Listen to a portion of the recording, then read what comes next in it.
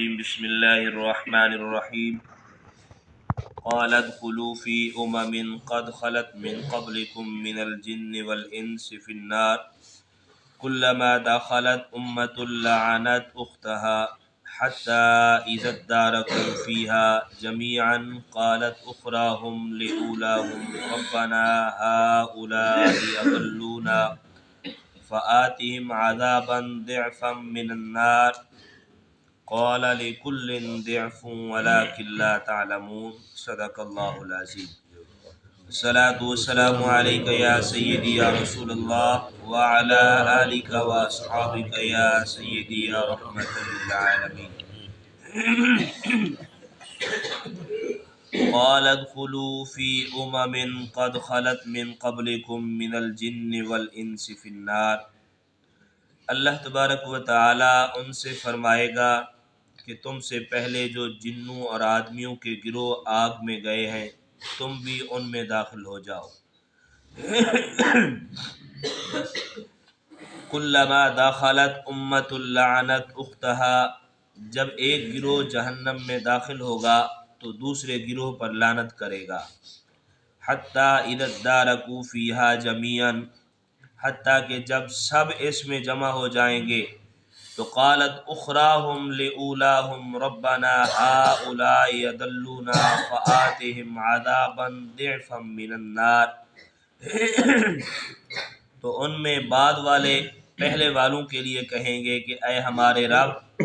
انہوں نے ہمیں گمراہ کیا تھا تو انہیں آگ کا دگنا عذاب دے۔ قال لکل ضعف ولکن لا تعلمون، اللہ فرمائے گا سب کے لیے دگنا ہے لیکن تمہیں معلوم ہی نہیں ہے۔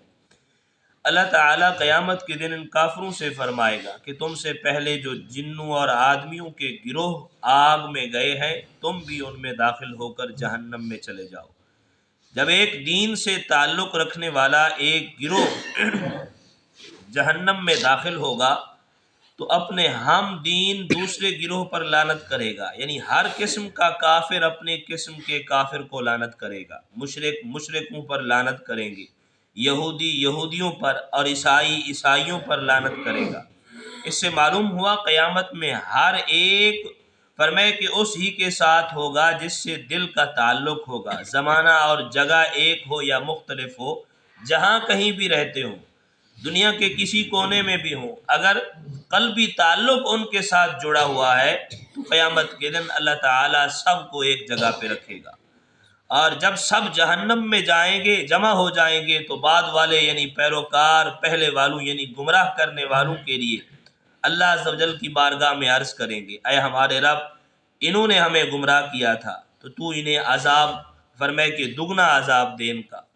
تو جواب ملے گا سب کے لیے دگنا عذاب ہے اور سب کو مسلسل عذاب ہوتا رہے گا، لیکن تمہیں ایک دوسرے کا عذاب معلوم ہی نہیں ہے۔ فرمائے کس کو کیسا عذاب ہو رہا ہے، سب کے لیے عذاب ہے، جو دنیا میں گمراہ کر رہے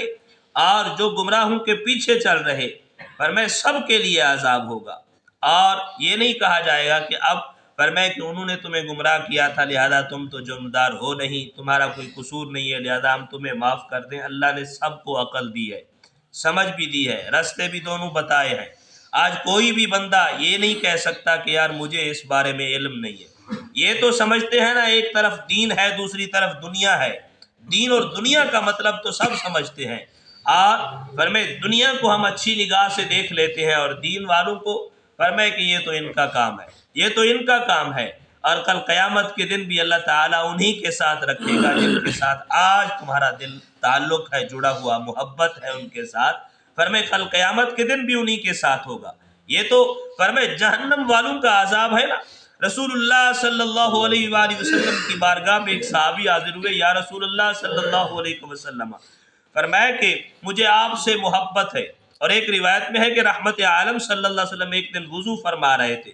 تو صحابی رسول پانی ڈال رہے ہیں، حضور پاک صلی اللہ علیہ وسلم وضو فرما رہے تھے۔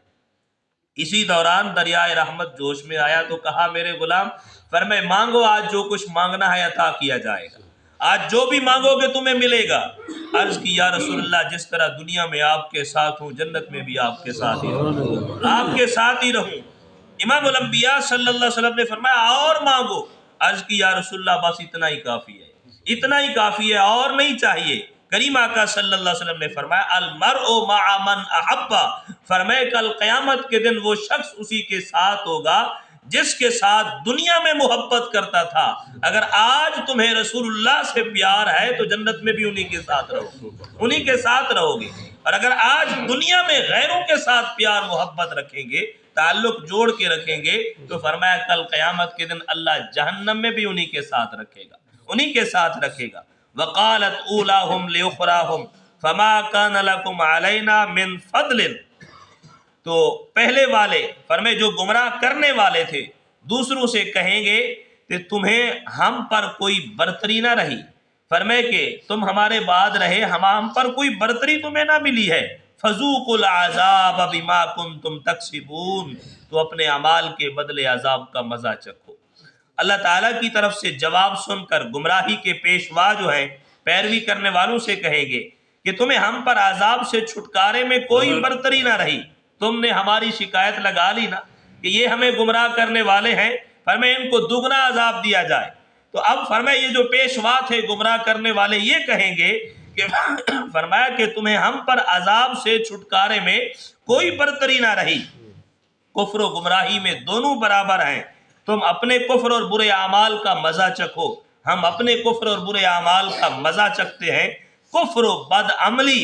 پیغمبروں کی اہانت، مسلمانوں کو ستانا ہم تم دونوں ہی کرتے تھے، لہٰذا اب عذاب دونوں ہی چکھیں گے، عذاب دونوں ہی چکھیں گے۔ تو جس کی پیروی کی جائے گی کل قیامت کے دن اسی کے ساتھ کھڑا کیا جائے گا، یہ نہیں پوچھا جائے گا فرمائے کہ وہ کون ہے اور تم کون ہو، یہ پوچھا جائے گا ہاں بتاؤ، فرمائے جب یہ معلوم تھا کہ یہ بندہ گمراہ کن ہے تو پھر اس کے پیچھے چلے کیوں تھے؟ اب چلے تھے تو اب اسی کے ساتھ ہی سڑنا پڑے گا، اسی کے ساتھ ہی جلنا پڑے گا، اسی کے ساتھ ہی عذاب بھگتنا پڑے گا۔ اس لیے فرمایا کہ ایسے لوگوں سے بچیں، فرمائے کہ جو ہمارے ایمان اور ہمارے عقائد کو بگاڑتے ہیں، فرمائے کہ ان کی وجہ سے کل قیامت کے دن پھر ہمیں بھی عذاب میں فرمائے کہیں نہ جلنا پڑے۔ تو یہ قرآن نے کفار کی مثالیں دے کر، یہود و نصارہ کی مثالیں دے کر فرمائے مسلمانوں کو سمجھایا کہ وہ گمراہ کن لوگوں کی پیروی کرتے تو اللہ تعالیٰ ان کو جہنم میں بھی ان کے ساتھ رکھے گا۔ اور آج بھی اگر کوئی ایسا بندہ فرمائے کہ یہود و نصارہ سے پیار کرے، ہاں ان کے طور طریقوں سے پیار کرے، ان کی تہذیبوں سے پیار کرے، تو فرمائے کل قیامت کے دن اسے بھی ان کے ساتھ رکھا جائے گا۔ الروض الفائق کے اندر علماء نے ایک واقعہ بیان فرمایا کہ ایک مسلمان تھا، فرمایا کہ وہ ایک انگریز سے محبت کرتا تھا، انگریزوں کے طور طریقوں سے بڑا پیار تھا اسے، مسلمانوں کے طور طریقے تہذیب کو اچھا نہیں سمجھتا تھا۔ اور فرمائے اسی طرح ایک جو تھا انگریز تھا، فرمائے وہ مسلمانوں کے طور طریقوں سے بڑا پیار کرتا تھا، غیر مسلم تھا لیکن مسلمانوں کے طور طریقے تہذیبیں اسے بڑی اچھی لگتی تھی۔ آپ فرماتے ہیں کہ جب یہ دونوں فوت ہوئے نا تو ان کی قبروں میں انہیں دفنایا گیا تو کچھ واقعہ پیش آیا، کسی نے خواب میں دیکھا کہ وہ اپنی قبر میں نہیں ہے، تو جب جا کے اس کی قبر کھولی گئی مسلمان کی تو وہاں پہ وہ مسلمان موجود نہیں تھا، وہاں پہ تو کوئی گورا پڑا ہوا تھا، فرمائے پڑا ہوا تھا۔ بڑے حیران ہوئے آخر یہ ماجرا کیا ہے، اور جب اس گورے کی قبر کو کھولا گیا تو کہتے ہیں کہ وہاں پہ وہ مسلمان پڑا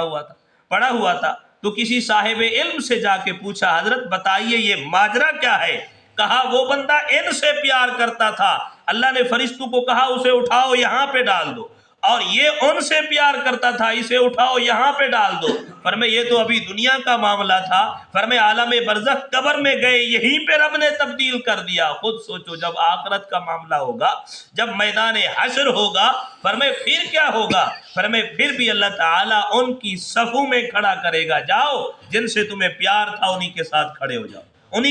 کھڑے ہو جاؤ، آج فرمائے کہ یہی طریقہ ہمیں قرآن نے واضح طور پہ بتا دیا اور یہی راستہ بتا دیا ہے کہ ہم نے کس کے ساتھ کھڑا ہونا ہے اور کس سے جدائی اختیار کرنی ہے۔ کل کوئی چاہتا ہے، کوئی بندہ ہم میں سے کوئی بندہ یہ چاہتا ہے یار دنیا کا بہت بڑا ڈاکو ہو، شرابی ہو، زانی ہو، کل ہم اس کے ساتھ کھڑے ہوں، فرمائے اس کے ساتھ ہمیں کھڑا کیا جائے، ایک طرف سارے ڈاکو کھڑے ہوئے ہوں اور ایک طرف نیک لوگ اولیاء کھڑے ہوئے ہوں، تو فرمائے کیا ہم میں سے کوئی یہ چاہتا ہے کہ ہم اولیاء کی صف میں نہ کھڑے ہو، ان کے ساتھ نہ جڑے ہوئے ہوں، ہمارا تعلق ان ڈاکوؤں کے ساتھ ہو؟ تو فرمایا ایسا کوئی بھی نہیں چاہتا۔ جب چاہتے نہیں ہے کہ قیامت کے دن ایسا ہو تو پھر دنیا میں ایسی چاہت کیوں رکھتے ہیں؟ دنیا میں تو ہمارا تعلق ان کے ساتھ ہوتا ہے، دنیا میں ہماری چاہت ان کے ساتھ ہوتی ہے، ہمارا پیار محبت ان کے ساتھ ہے، اگر کل قیامت کے دن بھی رب تعالیٰ انہی کے ساتھ ہی کھڑا کرے گا۔ تو قرآن نے واضح طور پہ یہ کفار کی مثالیں دے کر سمجھایا، فرمائے کہ جو گمراہ کرنے والے ہیں، فرمائے اگر ان کے پیچھے چلو گے، ان کی اتباع کرو گے، کل قیامت کے دن اللہ تعالیٰ تمہیں ان کے ساتھ جہنم میں ڈالے گا۔ اللہ تعالیٰ ہم سب کو قرآنی تعلیمات کو صحیح معنی سمجھ کے عمل کی توفیق عطا فرمائے۔